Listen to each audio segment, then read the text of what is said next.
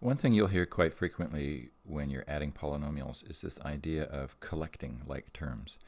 So what does it really mean to collect like terms? Well, let's take a look at this example here. We have two trinomials and we're adding them, and you'll see this with the trinomials in brackets just to distinguish that it really is supposed to be one trinomial added to another.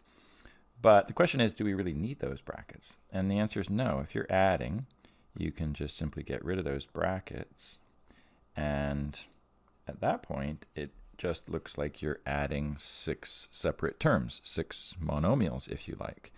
And so here what we're going to do is we're going to collect, in other words group, the like terms. So we have a 2x squared and an x squared. So we could group those. We have a minus 5x and a 3x. We're going to group those. And we have a plus 3 and a minus 1. We're going to group those. So what does that look like now? We have 2x squared plus x squared. In the middle we've got the minus 5x plus 3x. And then finally we've got the plus 3 minus 1. So 2x squared plus x squared, those are like terms. We can collect them, which really just means pay attention to the coefficients and add the coefficients. 2 plus 1, so that's 3 of those objects, 3x squared. In the middle we have minus 5x plus 3x, so minus 5 of something plus 3 of something, that's minus 2, so minus 2x.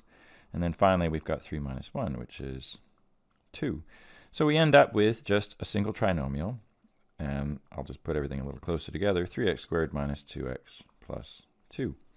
So that's what it means to collect like terms, right? You can only combine objects that are the same. In other words, like terms, exactly the same variable with exactly the same exponents on those variables. So let's take a look at a more applied example. Let's say you have a rectangle and you want to find the perimeter of that rectangle.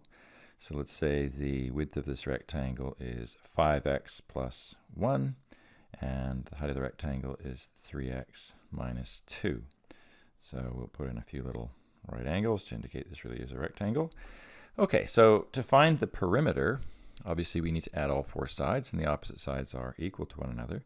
So here's a slightly different approach to adding polynomials. You can add them in the same way that you might add a bunch of numbers and just put them one on top of the other, sort of a vertical addition.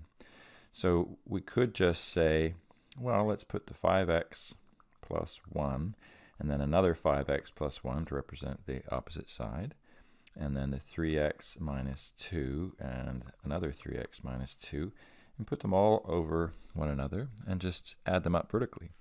So now, because these were all binomials, and the binomials all had the same form where you had a certain number of x objects and then a certain number of integers, we've got them grouped by like terms. And so we have the plus 1, minus 2, so that's negative 2. And then we have 5x, 3x, 3x, add those all up together and you get 16x.